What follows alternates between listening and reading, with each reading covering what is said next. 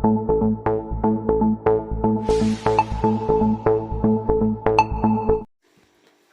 Police commissioner Sunil ఆదేశాల మేరకు కోడి పందాలపై ప్రత్యేక దృష్టి సారిస్తూ డ్రోన్ సహాయంతో కోడి పందాలు జరుగుతున్న స్థావరాలను గుర్తించడంలో ఖమ్మం జిల్లా పోలీసులు నిమగ్నమయ్యారు.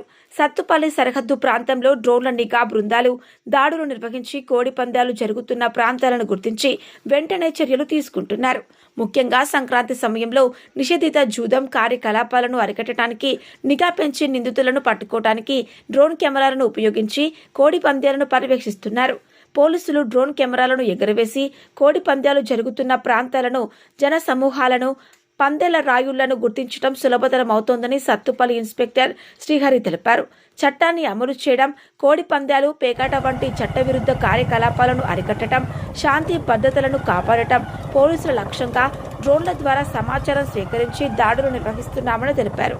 నిషేధిత కార్యకలాపాలలో పట్టుబడిన వారిపై చర్యలు తీసుకోవడం, కోడి పందాలకు స్థలాలు కేటాయించిన వారిపై కూడా చర్యలు తీసుకోవడం, సంక్షిప్తంగా డ్రోన్ కెమెరాల ద్వారా కోడి పందాల నిఘా నియంత్రణలో పోలీసులు కీలక పాత్ర పోషిస్తున్నారు.